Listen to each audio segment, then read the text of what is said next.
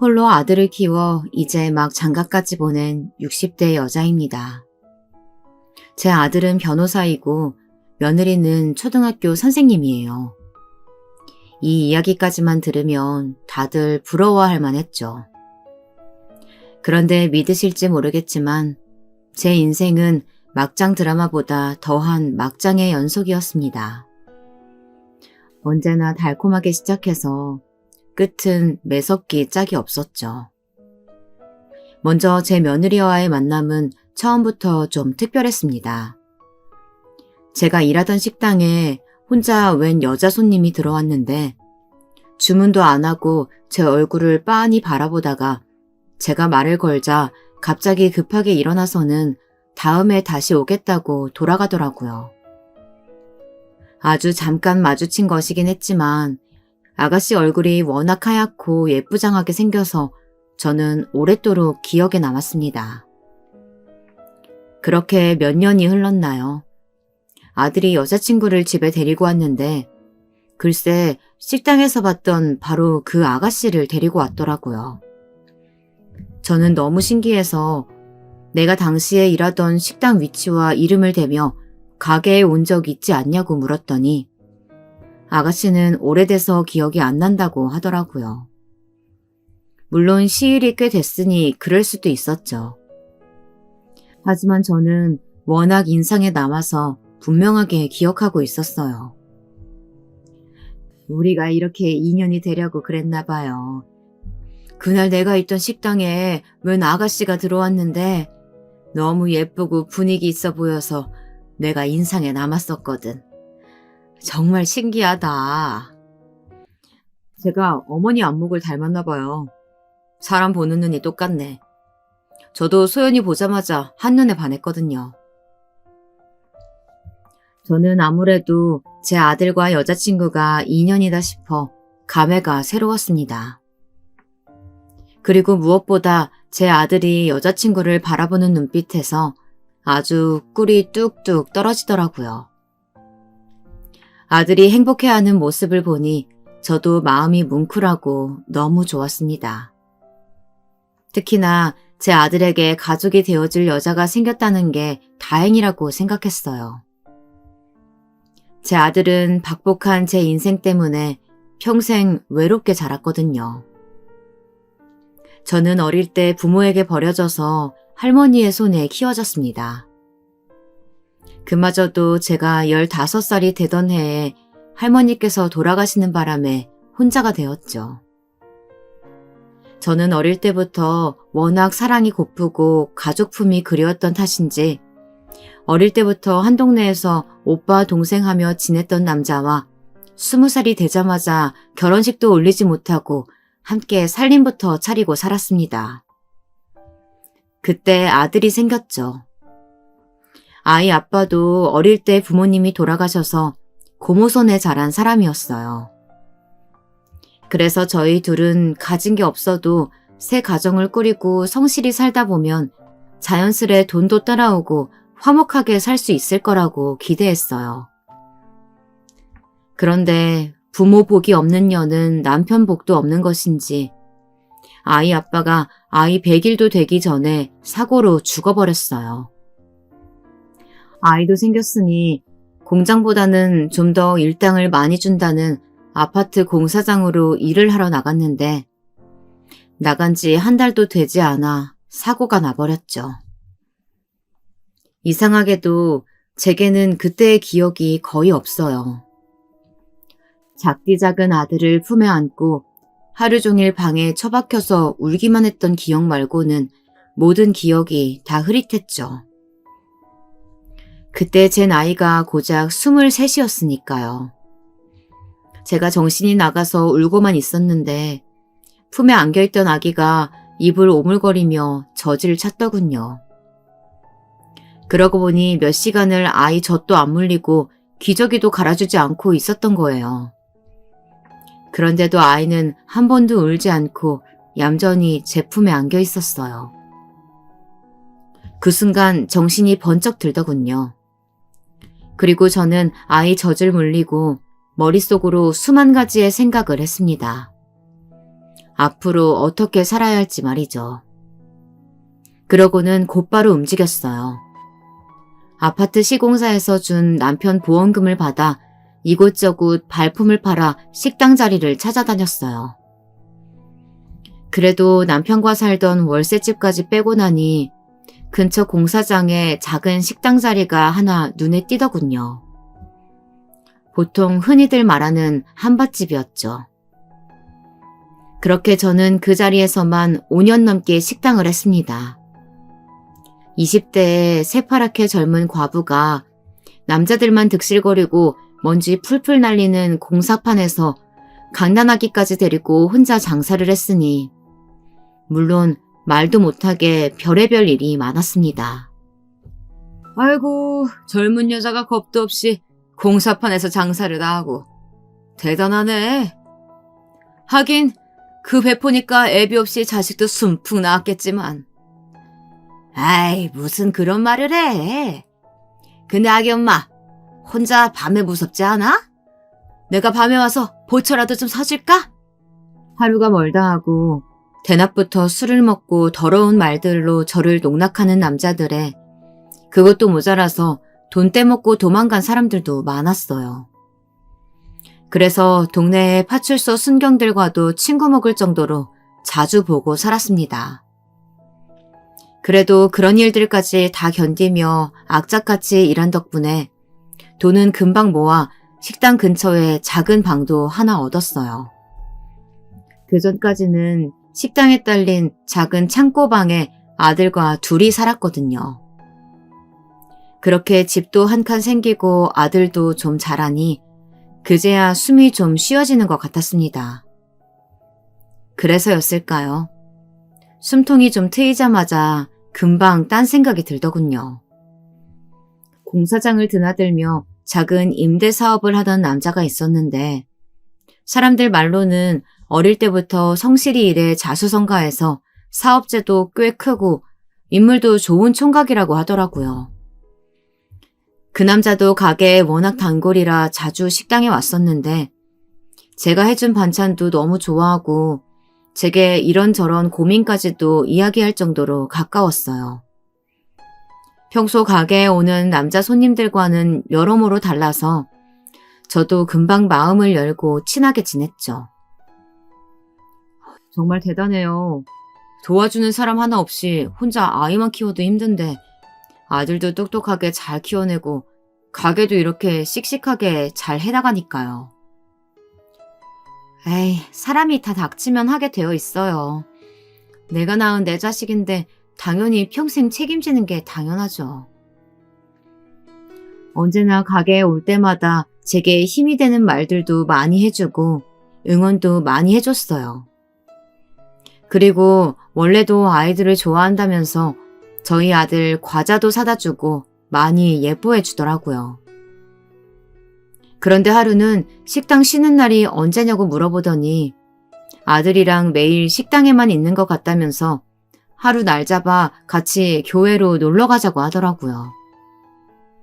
저는 안 그래도 식당 일 때문에 바빠서 애 데리고 꽃구경 한번 못 가봤다고 했습니다. 그렇게 쉬는 날이면 한 번씩 교회로 함께 놀러 가기도 하고 백화점에 가서 저와 아들 옷도 사주고는 했어요. 저는 한편으로는 멀끔한 총각이 뭐가 모자라서 저 같은 사람한테 이렇게 잘해주겠나 싶은 마음에 애써 기대하지 않으려고 했습니다. 하지만 함께하는 시간이 많아질수록 자꾸만 마음이 가고 혹시나 하는 마음이 자꾸만 생겼습니다. 그런데 남자도 저와 같은 마음이었다고 고백을 하더라고요. 난 당신이랑 당신 아들이랑 함께 있으면 진짜 가족이 생긴 것 같고 마음이 너무 편해. 내가 당신에 비하면 많이 부족한 사람이지만 당신 아들의 좋은 아버지가 되어주고 싶어. 이보다 더 훌륭한 고백이 어디 있을까요? 저는 제 인생에도 이제 봄날이 오나 싶었습니다. 남자는 저와 함께 지내고 싶다면서 식당 근처에 남자가 가지고 있던 아파트에서 셋이 함께 살자고 했습니다. 총각인데다가 돈까지 많은 남자가 저처럼 아무것도 없고 아들까지 딸린 여자가 뭐가 좋을까 싶었지만 그래도 지금까지 지켜봐온 세월이 있었으니 이 남자를 한번 믿어보자 싶었습니다. 그런데 남자는 정말 저와 아들에게 잘했어요. 그렇게 세월이 지나 우리가 가족이 된 지도 3년 가까이 되었죠. 저는 여전히 가게를 하고 있었고 남편은 여기저기 지방으로 외국으로 출장을 다니느라 한 달에 절반 정도 집에 들어왔지만 저희는 그래도 화목하게 잘 지내고 있었습니다. 그런데 제가 전생에 도대체 뭘 얼마나 잘못한 걸까요? 왜 항상 제게만 이런 일들이 생기는 건지 모르겠습니다. 역시나 제 행복은 또 오래가질 못했어요.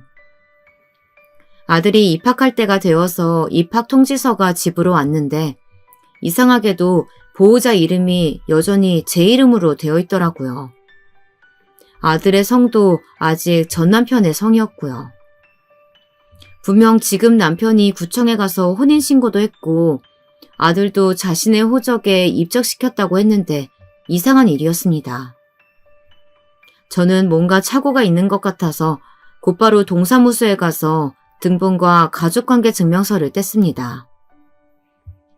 그런데 믿을 수 없는 일이 벌어져 있더라고요. 서류상은 예전 그대로였습니다.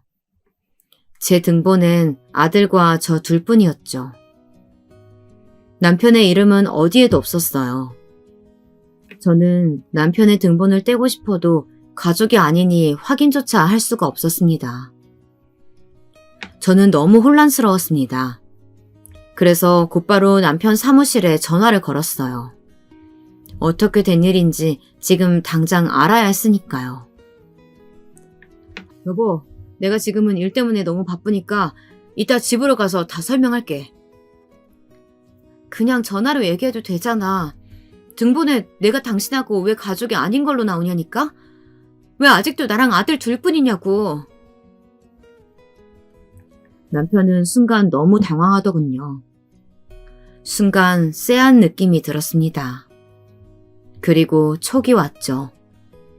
이 남자가 날 속였구나. 저는 아무리 생각해도 믿을 수가 없었습니다. 도대체 왜 남편이 저를 속인 건지 아무리 생각해도 답이 떠오르질 않았거든요. 그런데 그날 밤 집에 돌아온 남편은 상상도 하지 못했던 이야기를 제게 했습니다. 남편은 저와 혼인신고를 하지 않았다네요. 아니, 혼인신고를 할 수 없었던 거죠. 이미 다른 사람과 혼인신고를 한 상태였으니까요. 제가 제 남편이라고 생각하며 3년 동안이나 함께 살았던 사람이 다름 아닌 유부남이었습니다. 처음 만났던 바로 그 순간부터 말이죠.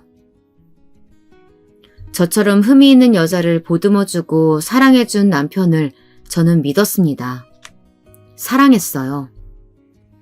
그런데 그날 제 손에 쥐어진 등본과 가족증명서 그 몇 장의 종이가 제 마음을 산산이 무너지게 만들더군요.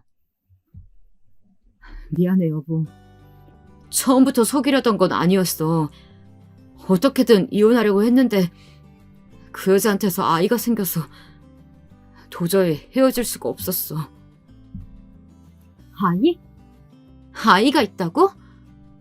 우리 아들 말고 당신한테 다른 자식이 있다는 거야? 어떻게 버젓이 자식까지 두고 이런 짓을 할 수가 있어? 세상에 어떻게 이런 일이 있을 수 있을까요?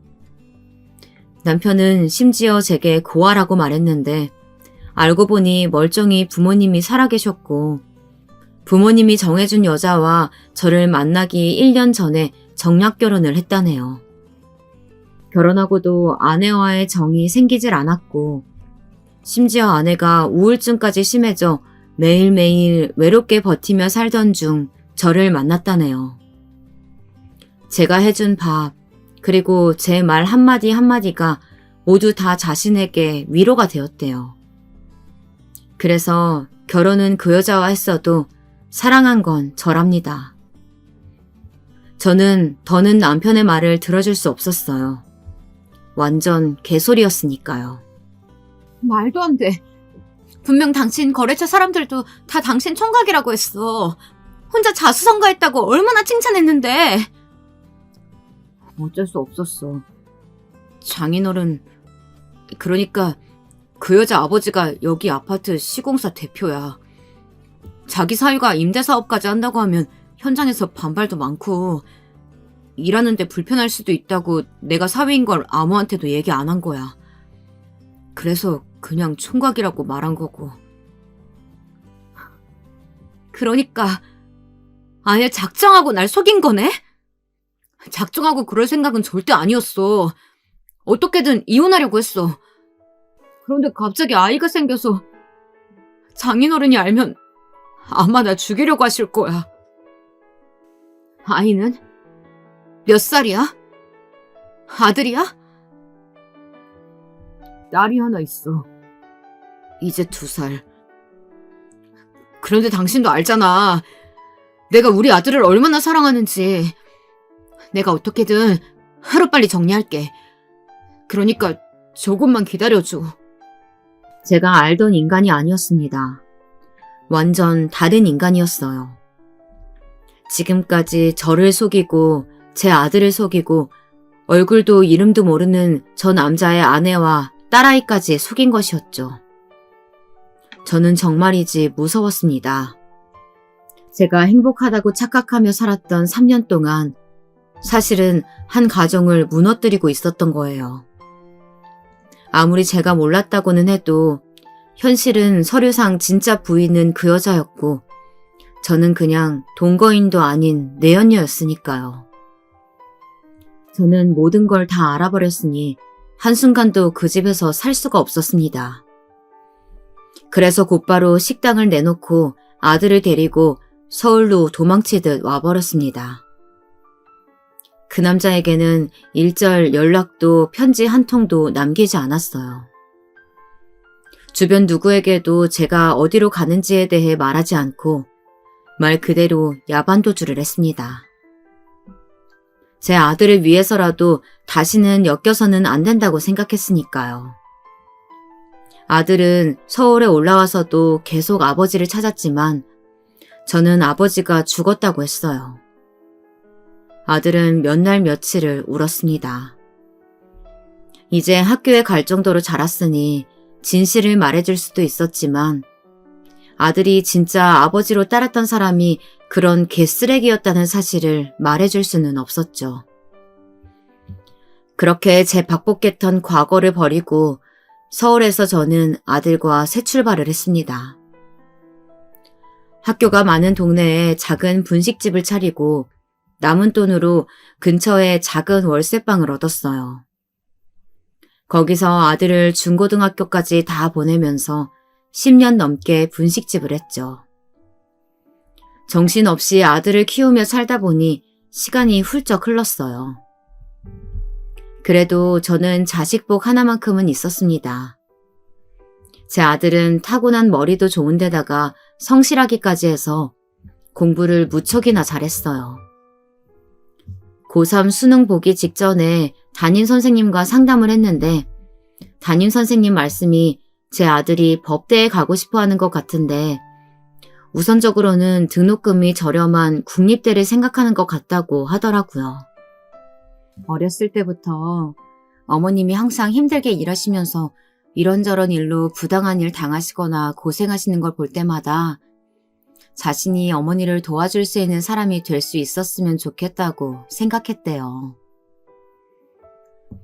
저는 지금까지 말로만 아들을 키웠지 정작 아들에 대해서는 아무것도 아는 게 없었나 봅니다. 아들이 그런 생각을 하고 있을 거라고는 생각도 못했죠. 지금부터는 아무 걱정 말고 공부만 해. 네가 대학을 가든 고시를 보든 해줄 수 있는 건 엄마가 다 해줄 테니까. 나 대학 가든 안 가든 상관없어. 더는 엄마 고생 안 시키고 옆에서 엄마 도와주고 싶어. 말도 안 되는 소리. 엄마 돈 있어. 그러니까 네가 원하는 대로 어려운 사람 많이 도와주는 그런 훌륭한 사람 돼. 꼭! 알았지?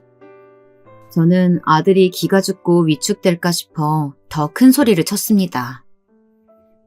그리고 다음 날 바로 분식집을 내놨어요. 사실 장사도 항상 고만고만이라 애 학원비는커녕 대학 등록금도 못 버는데 계속 유지해봤자 소용이 없겠더군요. 그래서 가게 보증금은 우선 대학 등록금으로 놔두고 곧바로 일자리부터 구했습니다. 평일에는 건물 청소와 식당 설거지, 서빙을 하루 2탕씩 했고 주말에는 행사장 주방 일을 하면서 짬짬이 가정집 파출부 아르바이트를 했습니다.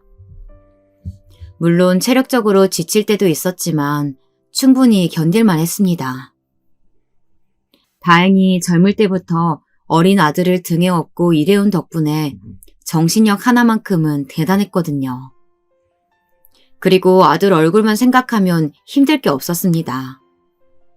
제가 일하는 시간만큼 아들도 하루 종일 앉아 공부만 하고 있었으니까요.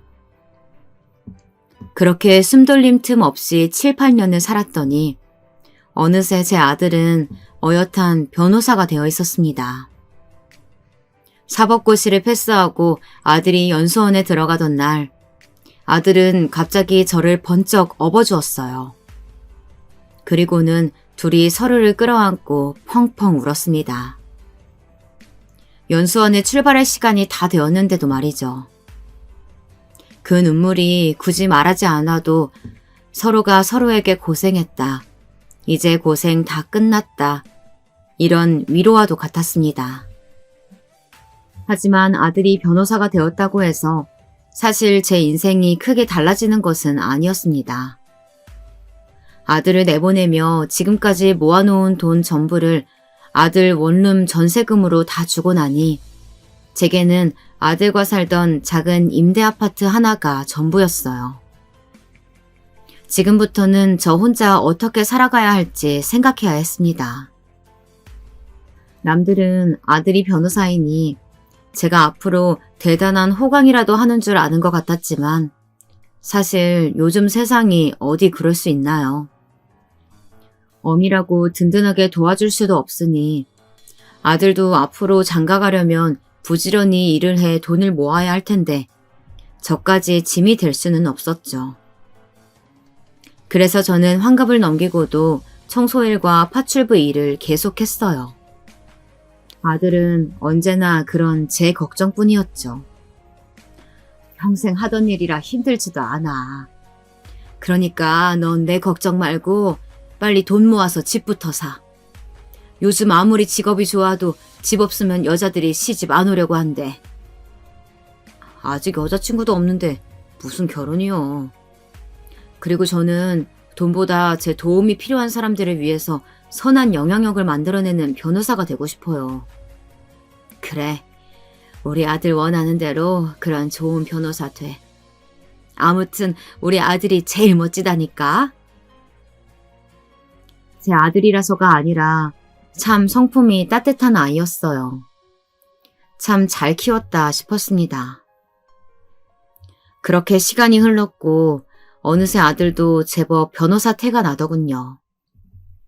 한 번씩 제 통장에 용돈도 두둑히 넣어주고 맛있는 식당에도 가서 비싼 밥도 사줄 정도로 말이죠. 그러다 처음에 말한 대로 제가 일하던 식당에서 분명 본 적이 있었던 그 예쁜 아가씨를 여자친구라며 아들이 집에 데려왔더라고요. 처음 봤을 때부터 이상하게 정이 가고 마음이 갔습니다. 거기다 무엇보다 중요한 건 제 아들이 너무 좋아하는 게 다 보였어요. 임자를 만났다 싶었습니다. 저는 자연스레 부모님에 대해 물었습니다. 그런데 아들 여자친구는 조금 머뭇거리더라고요. 그래서 저는 무슨 사연인지는 몰라도 편하게 이야기하라고 했습니다. 사실 제 아들도 아버지 없이 제가 혼자 길렀고 저도 어릴 때부터 부모 없이 할머니 손에 자라 언제나 어른들이 부모님에 대해서 묻는 질문에 머뭇거리곤 했었으니까요. 소연이는 부모님이 어릴 때 헤어지시고 어머님이 일찍 돌아가셔서 계속 외가댁에서 자랐대요. 아이고, 그랬구나. 할머니, 할아버지가 대단하시네. 이렇게 예쁘고 바르게 키워주시고. 소연이의 부모님은 소연이가 아주 어릴 때 이혼을 하셔서 어머니와 함께 외가댁에 들어가 살았답니다. 외할아버지께서 지방에서 꽤 큰 사업체를 운영하셔서 그래도 어머니와 소연이를 걷어두실 수 있을 정도가 되셨다네요. 그런데 이혼 이후 어머니께서 급격히 건강이 나빠지셨고 얼마 뒤 돌아가셨다더군요. 저는 소연이도 우리 아들만큼이나 어린 나이에 마음고생을 많이 했겠다 싶어 안쓰러웠습니다. 둘 다 형제도 없고 어릴 때부터 많이 외로웠을 테니 저는 앞으로 서로 아껴주며 잘 살라고 했습니다. 그런데 아들이 수연이네 집에 인사를 다녀와서도 결혼 얘기가 없길래 제가 무슨 일이 있냐고 물었더니 아들은 별일 아니라면서 둘 다 일이 바빠서 좀 정리되면 날짜를 잡기로 했다고 하더라고요. 그런데 제가 보기엔 아무래도 소연이네 집에서 결혼을 반대하시나 싶었어요. 아들 얼굴이 영 좋지 않았거든요. 물론 아들은 항상 일이 바빠서라고 했지만 제가 제 아들인데 모를 리 없었죠. 그래도 아들과 소연이의 사이는 여전히 좋은 것 같았습니다. 바쁜 와중에도 자주 데이트도 하고 여행도 다니는 것 같더라고요. 그러다 얼마 지나지 않아 결혼 허락을 받았는지 상견례 날짜가 잡혔다고 하더군요. 저는 아무래도 제가 해줄 수 있는 게 많지 않아 사실 부담은 있었습니다. 그런데 상견례 자리에서 소연이 외조부의 말씀에 더 주눅이 들었죠. 변호사라길래 기대 좀 했는데 요즘은 귀한 개천에서 용난 케이스더군요. 어머님이 아들 뒷바라지 하느라 아주 고생이 많았겠어요. 지방에서 꽤 잘나가는 분이라는 얘기는 들었지만 말 하나하나에 다 뼈가 박혀있는 것 같았습니다. 아주 제 마음을 콕콕 쑤시더군요. 남들 다 있는 그 흔한 차 한 대도 없을 테니 집이 있을 리야 당연히 없을 테고 어차피 둘이 좋아 결혼한다는데 괜히 기싸움 하지 마시고 집은 저희 쪽에서 준비하겠습니다. 아닙니다. 크고 좋은 집은 아니어도 그래도 집은 남자가 준비해야죠. 걱정 마세요. 제가 아들과 상의해서. 아닙니다. 저한테는 하나밖에 없는 아주 귀한 소녀예요. 지금까지 큰 집에서만 살았는데 시집가서 고생할 것 같으면 뭐하러 시집을 간답니까? 제가 남는 집이 있어서 드리는 거니 그냥 받으세요. 물론 요즘 세상이야 남녀 구별 없이 여유 있는 집에서 결혼 준비야 더 할 수 있는 거지만 결혼하기도 전부터 저렇게 저와 아들을 무시하는 처가에서 제 아들이 제대로 말이나 한마디 할 수 있을까 싶었습니다. 그런 제 고민을 아들에게 이야기했더니 아들은 자신과 소연이는 결혼으로 거래하는 것이 아니라 정말 사랑해서 함께 가족을 만들고 싶어서 하는 결혼이랍니다. 물론 아들과 소연이의 관계를 저도 모르는 것은 아니었습니다. 제가 너무 해준 게 없으니 속상해서 하는 말이었죠. 어쨌든 우영부영 그렇게 제 아들과 소연이는 결혼식을 올렸고 부부가 되었습니다. 주변에서 아들, 딸들을 시집 장가보낸 지인들이 결혼하면 괜히 더 자식들에게 서운한 게 많아지고 사위나 며느리가 얄밉다고 했을 때는 도대체 그럴 게 뭐 있나. 저들끼리 싸우지 않고 행복하게만 살아주면 부모로서 그것만으로도 고맙지 않을까 싶었습니다. 그런데 저도 평범한 시어머니였나 봅니다. 막상 아들이 장가가고 나니 그전에도 각자 따로 살았던 것은 똑같은데 왠지 더 아들이 제게 전화도 안 하는 것 같고 관심도 없는 것 같아서 서운한 감정이 생기더라고요. 주말인데 오늘 뭐하니? 시간 괜찮으면 저녁에 잠깐 들릴래? 내가 너 좋아하는 반찬들 좀 해놨는데. 아니요. 회사는 아니고요. 오늘 할아버님 회사에 일이 좀 생겨서 잠깐 소연이 외가댁에 와 있어요. 오늘은 못 갈 것 같아요. 지난주에 전화했을 때도 외가댁이라고 하지 않았어? 혹시 어른들께 무슨 일 있는 건 아니지? 어머니가 걱정하실 일은 아니고요. 회사 일이죠 뭐. 제가 지금은 좀 바빠서 반찬은 다음에 가지러 갈게요.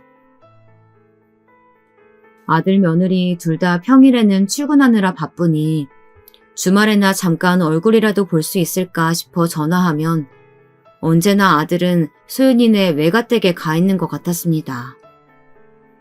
사실 제가 걱정했던 부분이 이런 것들이었어요. 워낙 소연이네 외가댁에서 경제적으로 도움받는 것이 많다 보니 이런저런 일로 끌려다닐 일이 많겠다 싶었죠. 저는 그래도 제가 어미이고 제 아들 일이니 걱정되는 마음에 결혼하고 처음으로 소연이에게 전화를 걸었습니다. 결혼 준비할 때도 겪어보니 애가 제가 기대했던 것처럼 싹싹한 아이는 아니더군요. 생각보다 좀 무뚝뚝했어요. 그래도 결혼하고 한 가족이 되면 좀 다를 줄 알았는데 결혼하고 나서도 한 번 집에 놀러 오거나 안부 전화를 한 적도 없었죠. 거기다가 결혼 이후 처음 걸려온 시어머니의 전화에 소연이는 대뜸 무슨 일이시냐고 묻더라고요. 순간 저도 모르게 기분이 좀 상했습니다. 요즘 젊은 사람들이야 워낙 예전 며느리들처럼 매일 문안 인사나 안부 전화하는 시대는 아니라고 해도 시어머니와 통화를 하면 아무리 궁금한 게 없고 할 말이 없어도 식사는 하셨는지 별일 없으셨는지 묻는 게 순서 아닌가요? 가족끼리 꼭 일이 있어야 전화하니? 그리고 아무리 바빠도 시어머니가 혼자 사는데 한 번씩 전화는 해야지. 어쩜 그렇게 통 소식이 없어. 제가 요즘 새학기라 일이 많아서 정신이 없었어요. 그래, 너도 일하랴 살림하랴 바쁘지? 나는 다름이 아니라 애가 요즘 회사 일로 통 바쁜 것 같은데 쉬는 날만이라도 좀 쉬어야지. 주말에도 맨날 뭐가 그렇게 바쁜지 통 집에 없더라고. 어머니, 혹시 오빠가 저번에 저희 할아버지 댁에 가 있느라 반찬 가지러 못 가서 서운해서 그러세요? 제 딴에는 아들이 걱정돼서 한 얘기였는데 소연이는 듣기 불편했는지 단번에 목소리가 달라지더군요. 서운해서 그런 게 아니라 애가 매일 바쁘게 일하는데 너무 쉬질 못하니까 걱정돼서 그러지. 걱정 마세요. 오빠도 힘들고 무리면 당연히 안 가죠. 그리고 저희 외가댁에 일하러 가는 것도 아니고 오빠도 아버지가 안 계셔서 그런지 저희 외할아버지랑 바둑도 같이 두고 골프도 같이 다니는 게 재밌나 봐요. 이젠 제가 없어도 혼자 가는데요, 뭘. 이야기를 듣고 보니 아들도 소연이네 어른들께 잘하고 싶은 마음에 부단히도 노력 중인가 싶어서 더 안쓰럽더군요. 그래서 저는 알겠다고 하고 그냥 전화를 끊었습니다. 마음은 씁쓸했지만 어쩌겠어요. 아들이 선택한 인생이니 저는 그냥 지켜봐 주는 거 말고는 해줄 수 있는 게 없었죠. 그런데 그 씁쓸함은 금세 제게 상처로 다가왔습니다. 다음날 파출부 일을 나가 한참 반찬을 만들고 있는데 아들에게 전화가 왔더라고요.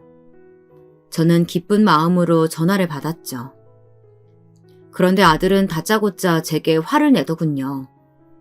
다른 모자지간들은 어떨지 몰라도 저와 아들 사이에는 난생 처음 있는 일이었습니다. 아들은 제게 소연이한테 전화해서 도대체 뭐라고 한 거냐고 따져 물었죠. 내가 소연이한테 무슨 말을 했냐니?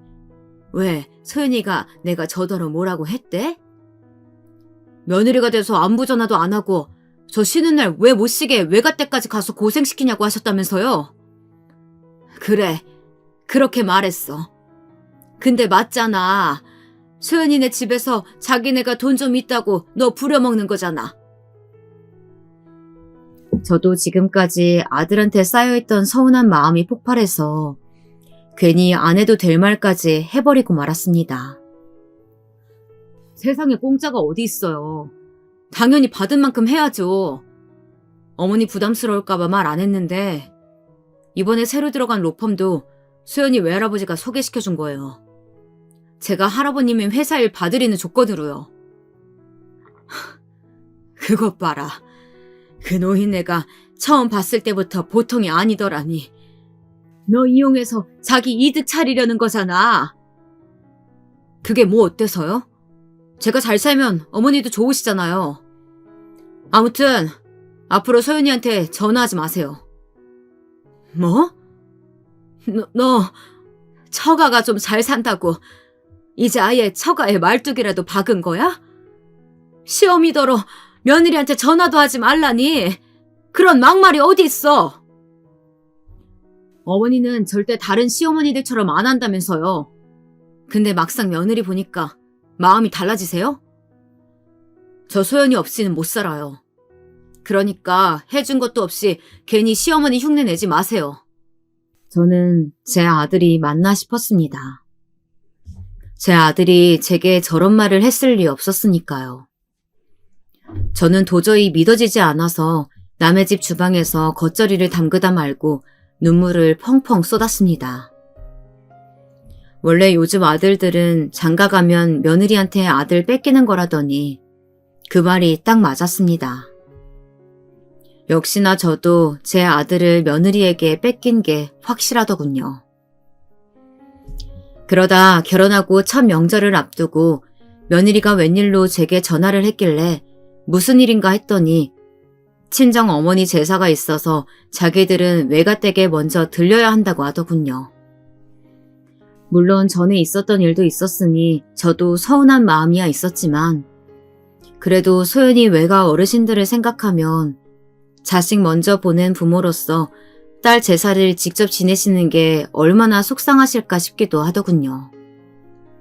그래서 며느리에게 그렇게 하라고 했습니다. 그래도 어쨌든 우리 집도 남편 제사가 있으니 명절 당일 아침에는 오라고 일렀죠. 그런데 소연이는 분명 알겠다고 해놓고서는 명절날 점심때가 될 때까지 연락도 없이 오지도 않더군요. 외가댁에 있는 걸 뻔히 아는데 전화는 하지도 못하겠고 저는 마음만 급했어요. 결국 아들과 며느리는 그날 저녁때가 다 지나서야 집에 왔더군요. 아들은 외할머니께서 너무 우셔서 그냥 오기가 힘들었다고, 그래서 저녁까지 먹고 왔다고 죄송하다고는 했지만 이미 마음에 생긴 원망은 쉽게 가라앉지 않았습니다. 아무리 그래도 시댁 제사에 반나절이나 늦게 오는 며느리가 어디 있니? 너희 아버지는 배만 굼다 그냥 가셨겠다. 어머니, 우리가 놀다 온 것도 아니고 친정 제사 때문에 그런 건데 좀 이해 좀 해주세요. 수연이도 마음 좋지 않은데 여기까지 왔잖아요. 아들은 이 상황에서도 제 마누라 편만 들더군요. 오늘 같은 날 돌아가신 어머니가 생각나서 얼마나 속상하겠냐고요. 저는 기가 차서 말이 나오질 않았습니다. 제 아들도 장가가더니 다른 사람들과 다를 게 없었어요. 아들 눈에는 제 마누라만 안쓰럽지 그 어린 나이에 과부가 되어서 평생 자식만 바라보고 키우느라 이렇게 늙어버린 어머니는 안쓰럽지 않은 것 같았죠. 그리고 더 화가 났던 건 바로 며느리였습니다. 늦어서 죄송하다는 말 한마디를 안 하더라고요. 더 이상 말해봐야 무슨 소용이 있겠습니까? 그래서 저는 늦었으니 빨리 제사나 치르자고 했죠. 제사를 준비하는 동안도 며느리는 힘이라고는 없이 흐물거리며 돌아다니길래 설거지도 제가 할 테니 들어가 쉬라고 했습니다. 아주 상전이 따로 없었죠. 잠시 뒤 설거지를 하고 나와보니 아들은 이미 피곤하다며 방에 들어가서 자더라고요. 저는 오랜만에 왔는데 조금 이야기라도 하다가 들어가지 싶었지만 자식 눈치가 보여서 말을 못하겠더라고요. 제 아무리 얼굴도 기억나지 않는 아버지라고 해도 제게는 그 어린 나이에 잃은 남편인데 아들이 좀 위로라도 해주면 좋겠다 싶었습니다. 그런데 그런 마음이 얼굴에 드러났는지 웬일로 며느리가 제 곁에 와 앉더라고요. 그러더니 이런저런 옛날 일들을 물어봤습니다. 오빠 퇴원하고 아버님이 바로 돌아가셨다고 들었는데 어떻게 그렇게 오랫동안 혼자 사셨어요? 저는 며느리가 말은 안 해도 아무래도 제사에 늦게 온 것이 마음이 쓰여서 그런가 보다 했어요. 그래도 같은 여자라 그런지 제 마음 알아주는 건 아들보다 며느리가 낫다 싶었습니다. 오빠한테 들으니까 계속 고향에서 식당 하셨다고 하던데 갑자기 어떻게 서울로 올라오실 생각을 하셨어요? 혼자 어린 아들 데리고 올라오기 힘드셨을 텐데. 내가 우리 아들을 진작 알아본 거지. 머리가 얼마나 좋은지 한글을 혼자 뗐다니까? 그래서 내가 해줄 수 있는 거라고는 없으니 공부라도 서울에서 시키자 싶어서 학교 들어가기 전에 바로 올라왔지. 저는 소윤이에게 거짓말을 했습니다. 안 그래도 저희 집안이 사돈댁보다 떨어져도 한참 떨어지는데 제 인생에서 가장 지우고 싶었던 그 일까지 굳이 며느리에게 말할 필요는 없다고 생각했으니까요. 그래요? 저는 멀쩡히 고향 놔두시고 갑자기 아무 연고지도 없는 서울에 올라오셨다길래 꼭 그럴 만한 사연이 있었나 했어요. 그런데 뜬금없이 수연이는 제가 서울에 왜 올라왔는지를 궁금해하더라고요. 혹시 아들에게 무슨 이야기라도 들어서 저를 떠보는 건가 싶기도 했지만 뭘 들었다고 해도 아들이 알고 있는 대로 남편 죽고 나서 만난 남자가 있긴 했는데 일찌감치 죽었다고 말하면 그만이었습니다. 그런데 그렇게 시간이 흐르고 얼마 지나지 않아 말도 안 되는 일이 일어났습니다. 그날도 저는 남의 집에서 반찬을 만들고 있었어요. 그런데 거실에 틀어놓은 뉴스에 제 아들 얼굴이 대문짝만하게 나오는 것이었습니다. 믿기지 않아서 텔레비전 앞으로 달려가 다시 화면을 똑바로 바라보았는데 제 아들이 맞더라고요. 그것도 요즘에 우리나라 사람이라면 다들 손가락질하고 욕을 하는 갑질 사업가의 담당 변호사로서 말이죠. 저는 믿기지 않았습니다. 제 아들이 변호사가 되려고 했던 건 우리만큼이나 힘들게 살고 억울한 일에 휘말린 사람들을 위해 일하기 위해서라고 했는데 아무리 일이고 돈이 좋다고 해도 저건 아니다 싶었습니다. 분명 저 일은 아들이 원해서 하는 일이 아니라는 걸 어미의 촉으로 알 수 있었죠. 그래서 아들에게 전화해 바쁘지 않으면 꼭 한번 집에 들르라고 했습니다. 그런데 며칠째 아들은 깜깜무소식이더니만 며칠이 지나서야 제 생일이라고 며느리가 잠깐 집에 들렀더라고요. 아들은 역시나 일이 바쁘다며 못 왔고요. 저는 얼마 전에 뉴스에서 아들을 본 일에 대해 슬그머니 수연이에게 물었습니다. 아들 일이니 며느리도 잘 모를 수야 있지만 그래도 걱정이 돼서 가만히 있을 수가 없더라고요. 그런데 며느리는 제가 걱정돼서 물은 거라고는 생각도 안 하고 단순히 아들이 텔레비전에 나올 만큼 큰 사건을 맡았다는 것이 대단한 것처럼 이야기했어요.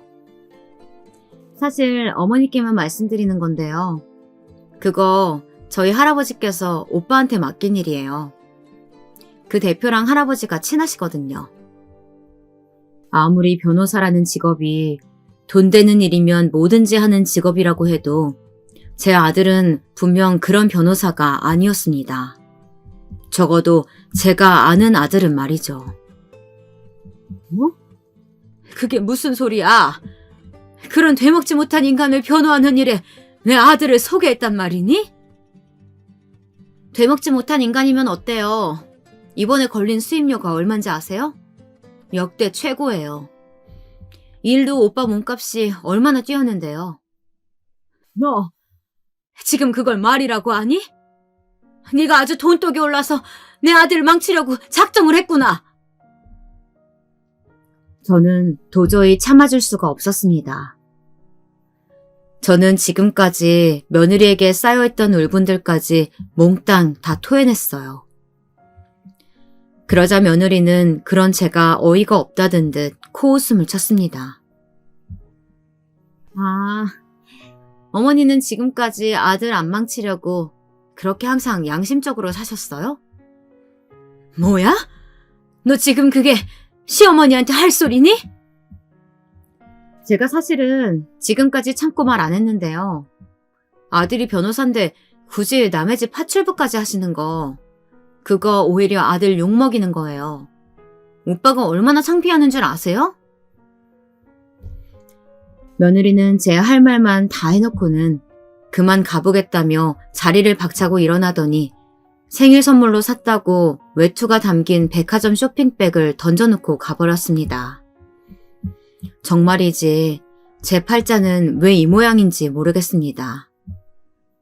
전생에 나라를 팔아먹기라도 했는지 복이란 복은 모두 다 씨가 말랐네요. 그렇게 며느리가 가버린 이후 며칠 뒤 아들이 집으로 찾아왔습니다. 저는 또 무슨 말을 하려고 왔나 싶어 긴장되더라고요. 분명 며칠 전 며느리랑 저랑 있었던 일 때문에 왔을 텐데 말이죠. 저는 이미 상처받을 준비를 하고 있었습니다. 그런데 아들의 반응은 제가 생각한 것보다 훨씬 더 충격적이었어요. 다짜고짜 두꺼운 봉투를 하나 건네더군요. 저는 이게 뭐냐고 물었어요. 돈이에요. 이 정도면 이 근처에 작은 가게 하나는 하실 수 있을 거예요. 어머니 예전에 학교 앞에서 분식집 하실 때 좋으셨다면서요. 한번 알아보세요. 아이고 됐어. 엄마도 돈 버는데 무슨 돈을 주고 그래. 너 써. 이거 그냥 돈 아니고 위자료 같은 거예요. 그러니까 그냥 받으세요. 그리고 이제 다신 어머니 찾아오지 않을 거예요. 뭐 위자료? 너 지금 엄마한테 무슨 소리라는 거야? 설마 며느리한테 잔소리 좀 했다고 지금 이러는 거야? 아들은 다짜고짜 다신 저를 보러 오지 않겠다네요. 그러니까 아예 저와 인연을 끊겠다는 얘기였죠. 아무리 며느리가 뭐라고 했어도 우리 모자가 어디 보통 모자 사이입니까? 아들이 결혼하기 직전까지 이 세상에 아들과 저 단 둘뿐이었는데 어쩜 결혼하자마자 저렇게 180도 변해서는 저런 소리를 할 수 있는 건지 기가 찼습니다. 그런데 바로 조금 전까지 차분했던 아들이 갑자기 어깨를 들썩거리며 눈물을 꾹 참는 것 같았습니다. 나도 변호사만 되면 금방 엄마 호강도 시켜주고 사람들 앞에서 떵떵거리며 살 줄 알았어요. 근데 막상 변호사가 돼도 달라지는 게 하나도 없어요. 다 윗배 있고 집안 빵빵한 애들이 그 연출로 다 출세하는 거더라고요. 제 아들 녀석은 지금까지 힘들고 서글픈 마음을 얼마나 꾹꾹 누르며 살았는지 아주 펑펑 울며 울분을 토해내더군요. 그런데 소연이랑 있으면 달랐어요. 만나는 사람들도 달라지고 사는 환경도 달라지고 저도 안 변할 줄 알았는데 막상 새로운 것들을 알고 나니까 다시 예전으로 돌아가고 싶지 않아요. 아들의 말에 저는 말문이 막혀버렸습니다. 아들 말이 하나도 틀린 게 없었으니까요. 저야말로 어릴 때부터 없이 살아서 겪는 서름이란 서름은 다 당하고 컸는데 왜 제가 몰랐을까요? 제가 그러고 살았으니 아들만은 저와 다르게 살길 바랬는데 아들이 펑펑 우는 모습을 보니 마음이 찢어지더군요. 저는 아들을 달래서 택시를 태워 집에 보냈습니다. 그리고 그날 밤 아주 오랜만에 저 혼자 술을 마셨어요. 술이 아주 썼어요. 제 마음만큼이나요. 그리고 창밖을 보며 넋두리를 했죠. 여보, 결국은 내가 벌을 이렇게 받나 봐요. 아무리 몰랐다고는 해도 남의 가정 파탄낸 게 엄연히 큰 죄인데 평생 모르는 척하고 살았어도 하늘은 아무래도 그냥 넘어갈 순 없었겠다 싶었나 봐요. 결국은 제게서 제일 소중한 아들을 뺏어가네요. 평생 모르는 척하면 잊힐 줄 알았습니다. 지난 제 60년이 넘는 인생을 돌이켜보니 참으로 박복하고 허접했지만 그래도 열심히도 살았다 싶었습니다. 거기다 두 남자에게 사랑도 받아봤고 한 남자에게 버림도 받아보았으니 이만하면 됐다, 후회 없는 인생을 살았다 싶었습니다. 그래서 이제는 좀 쉬고 싶었어요.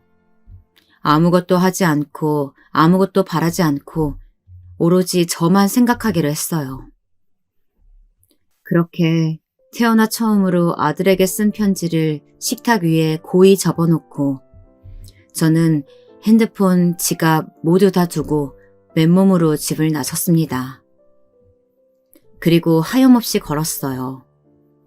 이 고다단 세상에 마침표를 찍을 만한 가장 좋은 장소가 나타나면 딱 그 자리에서 제 인생을 마무리하기로 했죠. 그렇게 아무 생각 없이 바람을 맞으며 걷다 보니 어느새 차들이 쌩쌩 달리는 다리 위까지 왔더군요. 하늘은 새까맣고 다리 아래는 고요했습니다. 지나가는 사람도 없었죠. 딱 여기다 싶었습니다. 천천히 다리 위로 올라갔어요. 그러자 바람이 세차게 제 몸을 흔들더군요. 얼마나 바람이 센지 이 바람과 함께 떨어진다면 무섭지도 외롭지도 않을 것 같았어요. 이대로 몸을 던지기만 하면 이 세상과 드디어 끝이었습니다. 제 마음속으로 작은 기도를 드렸어요. 제 많은 제가 이렇게 사라져 드릴 테니 이제 제가 없는 세상에서 우리 아들만큼은 펄펄 살아가게 해달라고요. 그 아이에게는 아무 잘못도 없으니까 말이죠. 그런데 그때였습니다. 아주머니 괜찮으세요? 빠르게 지나가던 차들 사이로 갑자기 경찰차 한 대가 멈춰서더니 안에서 내린 경찰들이 제게 다가오더군요. 저는 잔뜩 당황한 얼굴로 그대로 경찰들을 따라 가까운 파출소로 갔습니다. 그리고 그곳에서 생각지도 못한 얼굴들과 마주했어요. 다름 아닌 아들과 며느리가 파출소에 와 있었습니다. 어머니, 어디 계셨어요? 괜찮으세요? 아니, 너희가 여길 어떻게 와 있어? 아무리 그래도 어떻게 다리 위에서 몸을 던지실 생각을 해요? 어머니 없으면 저는 어떻게 살라고 그러셨어요? 알고 보니 아들도 제게 모진 말을 하고 돌아가서 내내 마음이 좋지 않았는지 제게 계속 전화를 걸었나 보더라고요. 그런데 제가 휴대폰도 다 집에 두고 왔으니 받질 않은 거죠. 그래서 걱정이 된 아들이 집에 다시 왔다가 식탁 위에 올려둔 제 휴대폰과 편지를 보고 놀라서 경찰에 신고한 것이었습니다.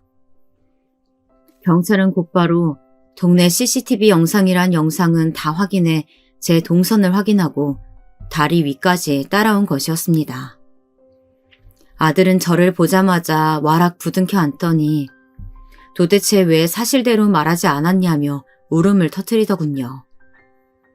아무래도 제가 써놓은 편지 내용을 말하는 것 같았어요. 저는 제 편지에 남편과 함께 산 세월이 2년도 안 됐지만 제 인생에서 그 2년이 가장 행복했다고 적었습니다. 제 아들을 만났던 바로 그 순간이 너무 행복해서 절대 잊을 수 없었으니까요. 그리고 두 번째 남편에 대해서도 적어두었습니다. 아들에게 죽었다고 말했지만 사실 죽지 않았고 살아있다고요. 그 남자가 제게 유부남임을 속였기 때문에 저는 그 사실을 알자마자 도저히 그곳에서는 살 수 없어 서울로 도망쳐 온 것이라고 말이죠. 때론 없어도 너무 없어서 아들 학교 급식비도 내기 힘들 정도로 힘든 순간도 있었는데 그때 제가 양심을 저버리고 그 남자의 첩자리라도 지켜내서 아들을 키워냈다면 오히려 아들에게는 그것이 지금보다 더 낫지 않았을까 라는 생각까지도 수도 없이 해왔다고 솔직하게 적었습니다. 제가 이렇게 못난 사람이라 아들에게는 절대 도움이 될 만한 어미가 아니니 제가 세상을 떠나도 절대 슬퍼하지 말고 행복하게 살라고 했어요. 그런데 그때였습니다. 생각지도 못한 일이 제 앞에서 벌어지고야 말았어요. 뜬금없이 제 며느리 소윤이가 갑자기 차디찬 파출소 바닥에 무릎을 꿇고 앉아 눈물을 펑펑 쏟더군요. 어머니, 제가 너무 잘못했어요. 이거 다 저 때문이에요. 죄송해요. 제가 사실을 잘 알지도 못하면서 어머니 탓하고 이렇게 큰 잘못까지 저질렀어요. 아니, 소연아, 그게 무슨 소리야. 지난 일 때문에 그러는 거면 난 괜찮아. 내가 늙어서 너한테 괜한 말까지 하고 이런 큰 사고 쳐서 너희에게 또 폐를 끼쳤구나. 미안하다. 그런 게 아니에요. 사실은 제가 어머님을 불행하게 만든 바로 그 남자의 딸이에요. 뭐? 누구? 네가 누구 딸인데? 어머니, 수연이가 새아버지, 그러니까 어머니를 속인 그 유부남의 친딸이에요. 저도 안 지 얼마 안 됐어요. 남편도 없이 30년을 아들 하나 바라보며 살다 보니 산전수전에 공준전까지 웬만한 막장은 다 겪으며 살아왔다 자부했는데 제가 인생을 얕잡아 봤나 봅니다. 막장에는 끝이 없더군요. 제 인생은 말년까지도 아주 별의별 일이 다 생기다 못해 파란만장 그 자체였습니다. 글쎄, 수연이가 저를 속인 그 나쁜 놈의 딸이었다네요. 제가 아들을 데리고 서울로 올라오고 나서 그 남자는 저를 수소문했지만 결국 찾지 못했고 결국은 다시 자신의 가정으로 돌아가긴 했나 보더라고요. 그런데 세상에는 역시 영원한 비밀이란 없나 봅니다. 저와 아들 그리고 그 남자 함께 찍은 사진을 아내에게 들켰고 결국은 아내가 있는 상태로 바람을 폈다는 사실을 걸려 이실직고 했다네요. 그 이후로 결국 두 사람은 이혼했대요. 그런데 아무래도 제가 유부남임을 모르고 함께 살았다는 것은 남자가 말을 하지 않아서 가족 중 누구도 몰랐답니다. 그래서 그 이후로 소연이의 어머니는 우울증이 더 심각한 상황에 이르렀고 계속 힘들어하다 스스로 목숨을 끊고 말았다네요. 그 충격으로 소연이와 외가 식구들은 큰 충격에 빠졌고 한동안 헤어나오지 못했답니다.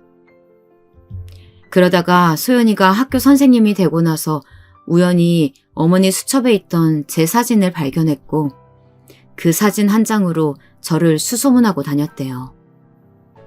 자신의 어머니는 그렇게 비정하게 세상을 떠났는데 제가 어떻게 사는지 너무 궁금해서요. 설마 다시 자신의 아버지와 만나고 있지는 않을까 무서웠대요. 그러다 결국은 식당에서 일하던 저에게까지 찾아온 거였어요. 제가 아무렇지도 않게 사람 좋은 척하며 사는 꼴이 너무 보기 싫었답니다. 피해자인 자신의 어머니는 이미 이 세상에 없는데 말이죠. 그래서 제게 가장 소중한 것을 빼앗고 싶었답니다. 그래서 외할아버지에게 이 일을 부탁했고 제 아들에게까지 접근한 것이었어요. 아무리 그래도 복수를 하겠다고 내 아들한테 접근해서 결혼까지 했다는 거야? 우릴 속이려고? 사실 결혼까지 할 생각은 절대 아니었어요. 원래 계획은 관심 있는 척 접근만 해서 곤란하게 만들어서 변호사 일 못하게 만들 생각이었어요.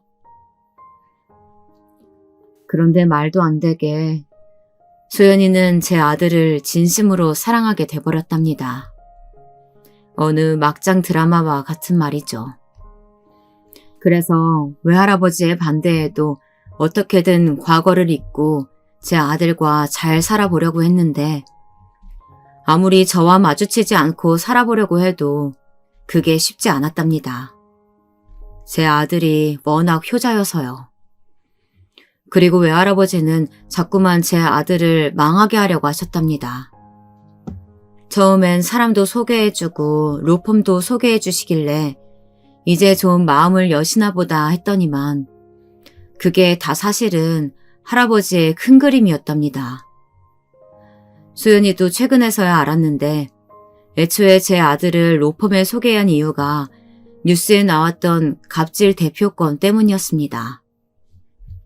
갑질 대표가 워낙 사고도 많이 치고 문제가 많은 사람이라 그 대표의 부모까지도 이미 손을 다 뗀 상태여서 사실 수임료도 건질 수 없었고 로펌 이미지에도 굉장히 안 좋은 사건이라 로펌 입장에서는 누군가가 책임지고 그 갑질 대표와 함께 나락으로 떨어져 줄 변호사가 필요하던 차였답니다. 그래서 마침 할아버지께서 그 구실로 로펌 대표와 손을 잡고 그 갑질 대표 사건을 제 아들에게 맡겨 다 뒤집어 씌우고 망하게 할 생각이셨대요. 그런 상황까지 되어버리자 수연이도 이대로는 도저히 안 될 것 같아서 제 아들에게 자신이 알고 있던 모든 사실을 말했답니다. 아들은 저와 새아버지 사이 진실을 전혀 모르고 있었으니 수연이의 말을 온전히 믿을 수밖에 없었던 거죠. 그래서 아들은 저와 인연을 아예 끊으려고 했던 거였습니다. 제게 모진 말을 하고 돈봉투까지 주면서 말이에요. 그렇게 해서라도 소연이와의 사랑을 지키고 싶었고 자신이라도 평생을 소연이와 외가 식구들에게 사죄하는 마음으로 살다 보면 언젠가 어르신들도 이해해 주실 거라고 생각했다네요. 얘기를 들으면 들을수록 수연이도 제 아들도 지금까지 얼마나 힘들었을지를 생각하니 제가 다 너무 미안해서 눈물이 날 것 같았습니다. 그런데 이미 파출소 안은 울음바다가 되어 있었어요. 우리 아들, 이제 보니 아주 울보네 울보야. 사내 놈이 툭하면 그렇게 울어서 어떡해. 앞으로 우리 소연이가 고생이 많겠다. 죄송해요, 어머니. 제가 잘못했어요. 엄마, 너무 죄송해요. 앞으로 제가 정말 잘할게요. 아들과 며느리가 제게 다가와 저를 꼭 안아주었습니다. 정말 지금까지의 제 인생은 너무나도 고단한 인생이었습니다. 그래도 돌고 돌아 결국엔 아들과 며느리 품에 안겼네요. 물론 하마터면 큰일을 치를 뻔했지만 이렇게라도 진실이 밝혀지고 모든 오해가 풀려서 다행이다 싶었습니다. 저는 그날 이후부터 새 인생을 사는 것 같았어요. 소연이가 외가댁에 찾아가 사실을 말씀드리고 사과의 말씀을 드렸어요. 제가 의도한 일이 아니라고 해도 그분들은 자식을 잃었으니까요. 소연이의 외할머니, 외할아버지도 저와 제 아들을 붙잡고 한참을 우셨습니다. 그리고 그 남자의 소식도 알려주셨어요. 회사 일로 사기 횡령 혐의로 계속 재판을 받다가 얼마 전에 구치소에 들어갔다네요. 역시 사람은 변하지 않나 봅니다. 그리고 저는 동네 초등학교 앞에 작은 분식집을 차렸어요. 이제 나이가 들어 예전처럼 많은 양을 팔지는 못했지만 그래도 예전처럼 아이들 학교 시간에 맞춰 떡볶이를 끓이고 어묵을 꼬치에 꽂는 일이 좋았습니다. 아들은 원래 가지고 있던 꿈처럼 국선 변호사가 되었어요. 앞으로 변호사 아들 덕분에 호강은 못하겠지만 그래도 활짝 핀 아들 얼굴을 보니 제가 다 행복했습니다. 저의 긴긴 이야기 들어주셔서 너무 감사합니다. 저는 이제서야 드디어 진짜 행복을 찾았습니다. 여러분도 고단한 삶 속에서 진짜 행복을 찾으시길 진심으로 바라겠습니다.